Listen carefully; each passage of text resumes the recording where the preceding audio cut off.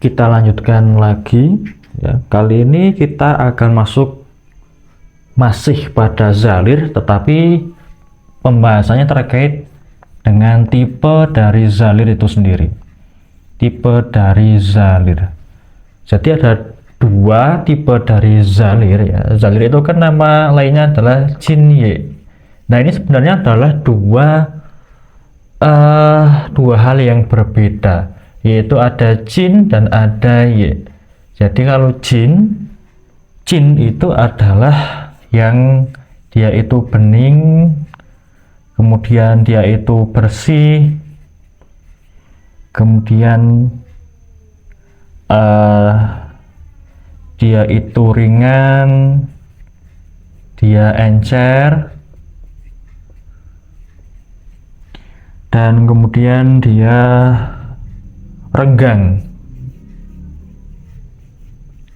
Nah, kalau ye, dia itu sifatnya keruh, kemudian dia berat dan juga lebih padat. Nah, jadi zalir atau cairan di tubuh manusia itu terdiri dari dua tipe, yaitu jin dan ye. Jin dia itu bersifat bening, bersih, ringan, encer, dan renggang. Ya, makanya dia itu adalah yang. Kemudian kalau ye, dia itu lebih keruh, lebih berat, dan lebih padat, maka dia itu bersifat yin. Nah, pada yin yangnya seperti itu. Jin adalah yang, ye adalah yin. Kita pelajari dari jin terlebih dahulu. Jadi jin yang bersifat bening, bersih, ringan, encer, dan renggang, dia itu mengalir ya, atau beredar ya, mengalir bersama dengan chi pertahanan.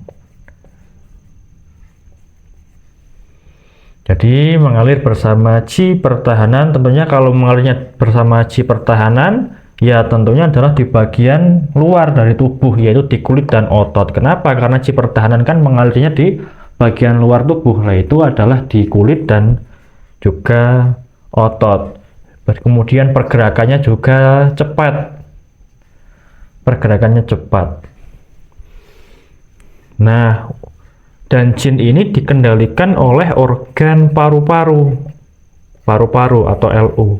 Yang mengendalikan adalah paru-paru atau LU, yang paru-paru ini menyebarkan jin ini ke kulit di seluruh tubuh dan juga di pembakar atas, di bagian organ-organ yang atas.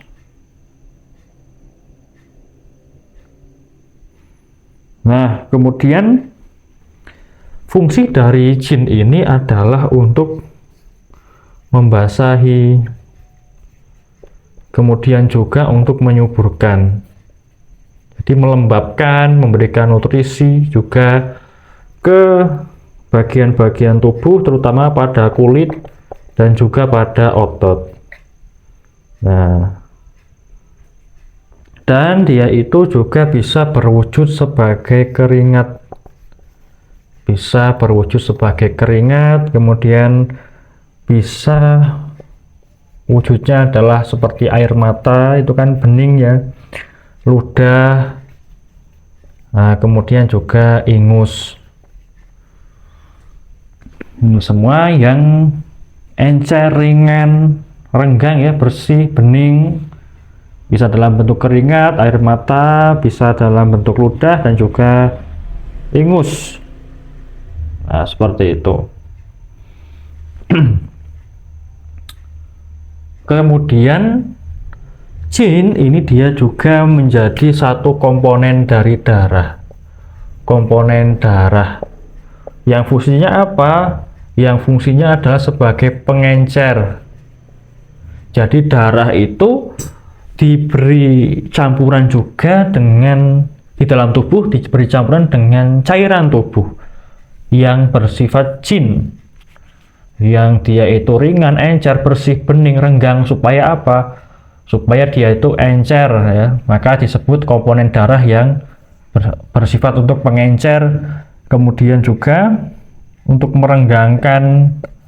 Nah, supaya apa? Supaya darah itu tidak terlalu kental.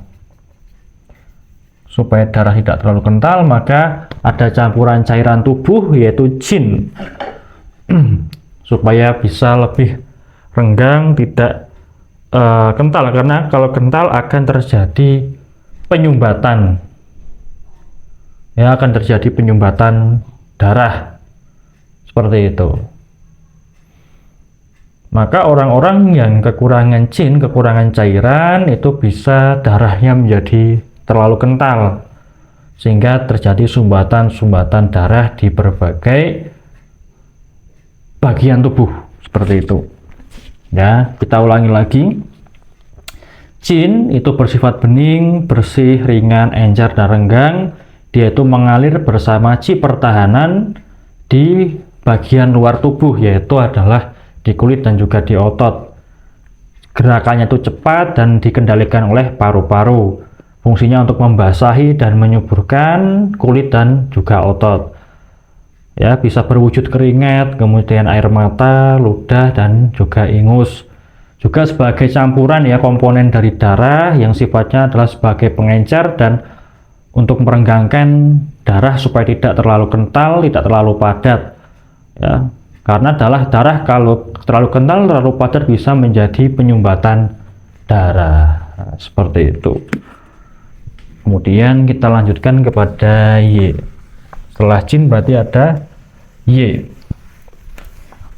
yang sifatnya itu adalah berlawanan.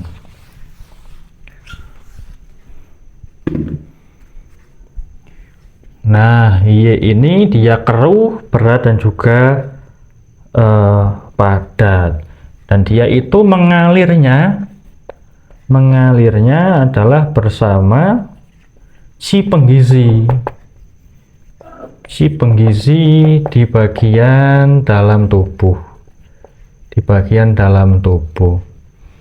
maka dia sifatnya yin karena di dalam, kalau di luar adalah yang. Nah, kalau bersama chi pertahanan itu kan di bagian luar tubuh. Nah, sekarang chi penggizi di bagian dari dalam tubuh, pergerakannya juga lebih lambat,